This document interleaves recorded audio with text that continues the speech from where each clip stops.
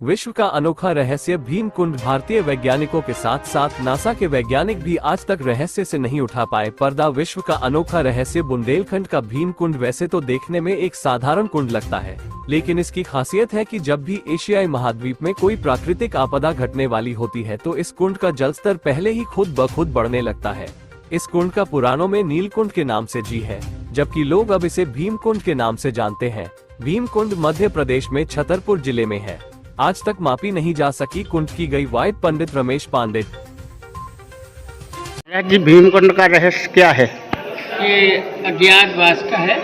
अज्ञातवास में जब पांडव लोग वनवास में थे तो ये द्रौपदी को प्यास लगी थी पांचाली को, तो उन्होंने भीम से कहा कि हमको प्यास लगी।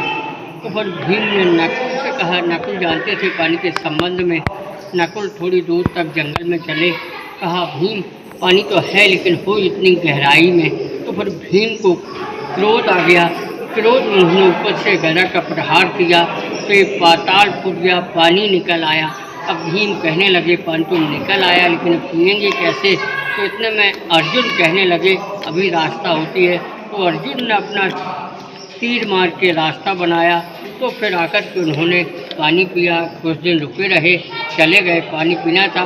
फिर बाद में राजा महाराजों ने निर्माण सिद्धियाँ वगैरह, शंकर जी की स्थापना, धीरे धीरे प्रचार हो गया। मेला भरता मकर संक्रांति में हजारों श्रद्धालु स्नान करते, लेकिन स्नान बंद कर दिए गए हैं।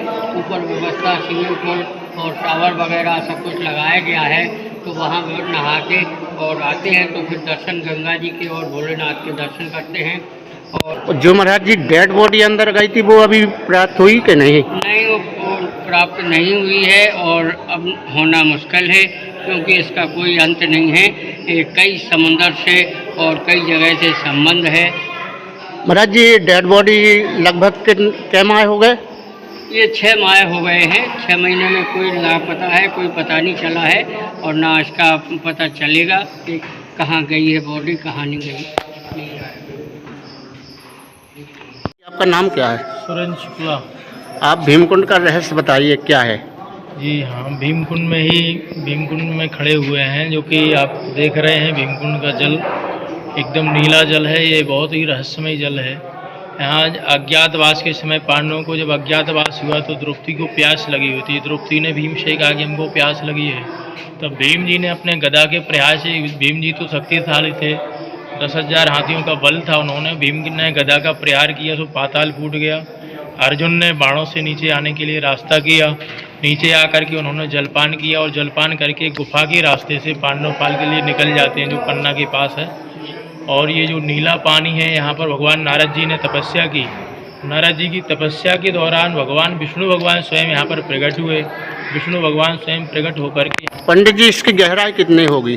गहराई तो भैया जी इस समय बताते हैं, कई डिस्कवरी टीम भी यहाँ हम लोगों के देखते देखते भी आई है। डिस्कवरी टीम वो भी इसकी खोज नहीं कर पाए। डिस्कवरी टीम करीब 580 मीटर तक नीचे हो आए।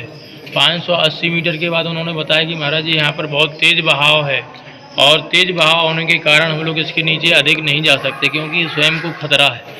इसलिए इसकी अथाह गहराई है, इसकी गहराई का कोई थाह नहीं पा सकता है।